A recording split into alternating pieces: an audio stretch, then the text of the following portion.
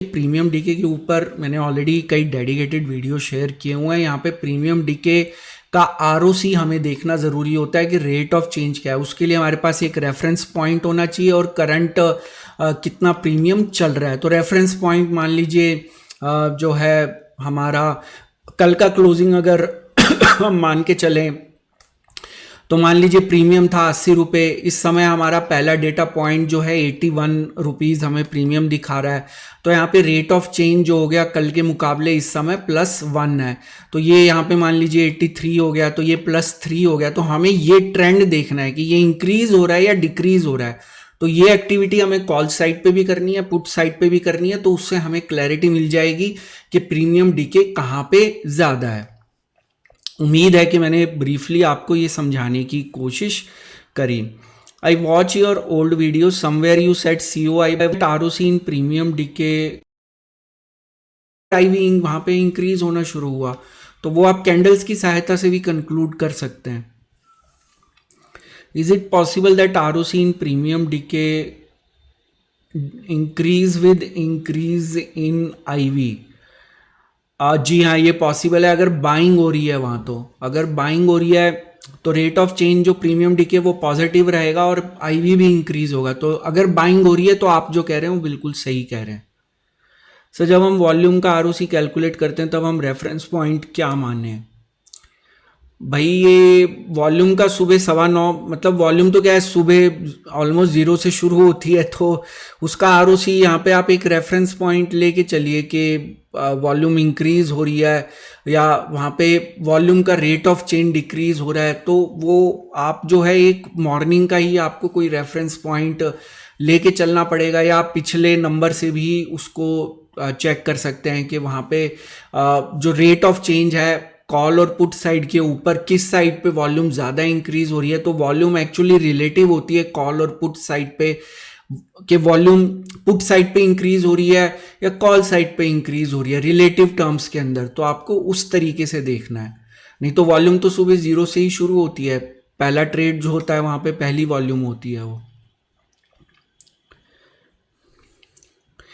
I have observed in metal and mining FPI are increasing investment. If I am right, please confirm how to select stock.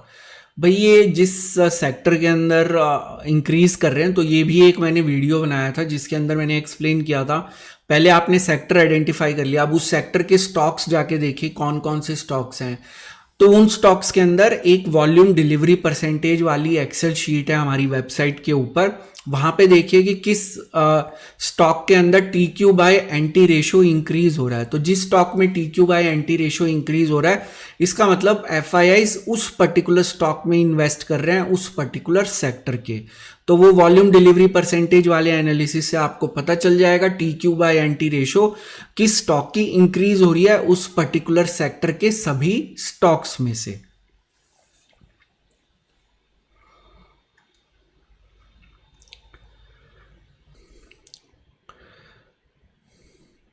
Sir today COI by volume less in put side, IV increased in put side also। भाई IV increase हुआ तो आप ठीक ही तो कह रहे हैं, वही चीज तो मैं ही आपको बता रहा हूँ। COI by वॉल्यूम लेस था इसका मतलब बड़े प्लेयर्स एक्टिव हैं। IV इंक्रीज हो रहा है इसका मतलब वो बाय कर रहे थे। तो यही तो मैंने आपको शुरू से बता रहा हूँ कि वो पुट को बाय भी कर रहे थे, पुट लॉन्ग कर रहे थे और कॉल शॉर्ट कर रहे थे। तो सेम चीज ही तो मैंने आपको बताई है। भाई ये 1 मिलियन विलियन से कोई फ़र्क नहीं पड़ता यहाँ पे, इससे कोई नहीं फ़र्क पड़ता यहाँ पे। वो मिलियन हो जाए, 4 मिलियन हो जाए, 10 मिलियन हो जाए, उससे कोई भी चैनल की है। मैं तो चाहता हूँ कि कोई ना कम लोग देखें यहाँ पे, केवल 100-200 लोग ही देखें। जिस दिन ये यहाँ पे भीड़ आ गई है एकदम, ये सारे एनालिसिस काम करने बंद कर जाएंगे। तो आप ही फिर बोलेंगे अरे हम एनालिसिस काम नहीं कर रहा है। ऐसा बहुत बार पहले हो चुका है। 2018 में हम निफ्टी का एनालिसिस करते थे, बिल्कुल पूरे हफ्ते का एक दिन करते थे। जो लोग इस चैनल के साथ पहले के जुड़े हुए उनको पता है, हम निफ्टी का एनालिसिस करते थे, point by point, level by level market follow करती थी।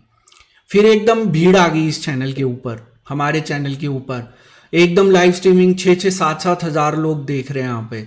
वो एनालिसिस ने काम करना बंद कर दिया क्योंकि वो सब एकदम टूट पड़े यहाँ पे उसी एनालिसिस के ऊपर। तो तो भाई यहाँ पे जितने कम लोग देखेंगे एनालिसिस काम करेगा। यहाँ पे भीड़ इकट्ठी नहीं करनी है हमें। यहाँ पे केवल 100 लोग भी होंगे ना सीरियस सीखने वाले, वही बहुत है। यहाँ पे भीड़ इकट्ठी करने का कोई फायदा नहीं है। आप वो भीड़ वही इकट्ठी करता है जिसको, मान लीजिए मुझे ट्रेडिंग कोई कोर्स चलाना है या कोई वेबिनार करना है, तो मैं यहाँ पे भीड़ इकट्ठी करूंगा, मुझे करना ही नहीं यहाँ पे। तो वहां जितने व्यूज होंगे मेरा कोर्स उतना बिकेगा। मुझे यहाँ कोर्स नहीं बेचना, तो मुझे यहाँ पे भीड़ भी नहीं चाहिए। भीड़ केवल उसी को चाहिए जिसको कोई कोर्स बेचना हो, क्योंकि उनका कन्वर्जन रेट होता है कि अगर मान लीजिए 1 लाख व्यूअर्स हैं तो कन्वर्जन 3% है, 4% है। भाई मुझे कुछ कोर्स तो बेचना नहीं है यहाँ पे, मैं सिर्फ लर्निंग के पॉइंट ऑफ व्यू से बता रहा हूँ।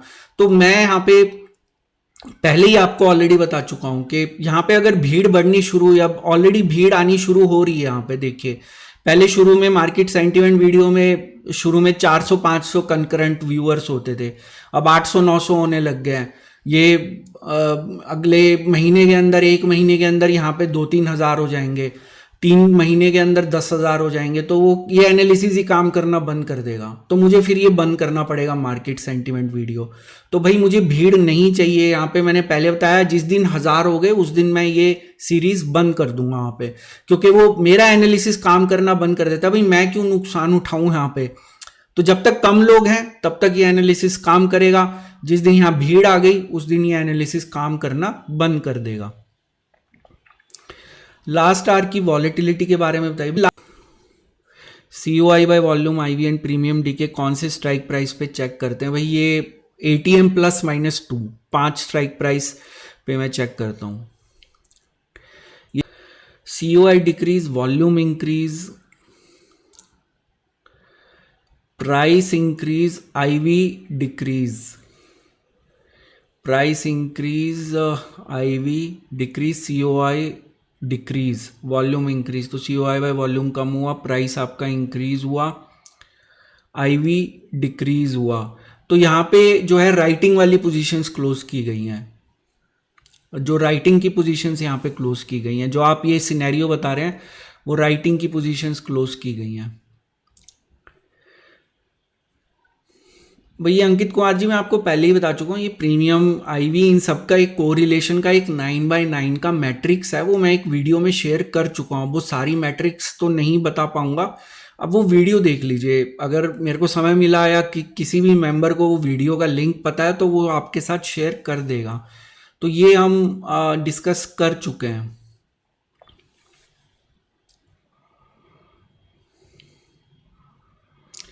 गोल्ड ETF के रेट में ज़्यादा वॉलेटिलिटी नहीं होती है? नहीं जी, होती है वॉलेटिलिटी। ये इंटरनेशनल मार्केट से डिसाइड होता है, इसमें वॉलेटिलिटी होती है। मेरी तरफ से कोई भी सजेशन नहीं है आप कहीं भी कोई निवेश करें। मैं किसी को नहीं कह रहा कि आप निवेश करें। मैंने सिर्फ एक, किसी ने पूछा तो मेरे मुंह से निकल गया कि मैंने आज किया, तो पर मेरी तरफ से कोई सजेशन या सलाह नहीं है कि आप कहीं पे भी कोई किसी तरह का निवेश करें। भैया बात एब्यूजिव वर्ड की नहीं होती। यहाँ पे हमारे देश की जनता बहुत तेजस्वी है, मैं पहले ही बता चुका हूँ। तो कई वर्ड्स बीच में यूज़ करके वो पूरी लाइन जो है वो गलत होती है। तो इसलिए वहाँ पे वो YouTube एक फीचर देता है जहाँ पे वर्ड्स को ब्लॉक किया जा सकता है। तो हो सकता है कोई ऐसा वर्ड आप इस्तेमाल कर रहे हो। Please start again to post educational as you earlier posting. भाई कौन सा एजुकेशनल आप कह रहे हैं यहाँ पे?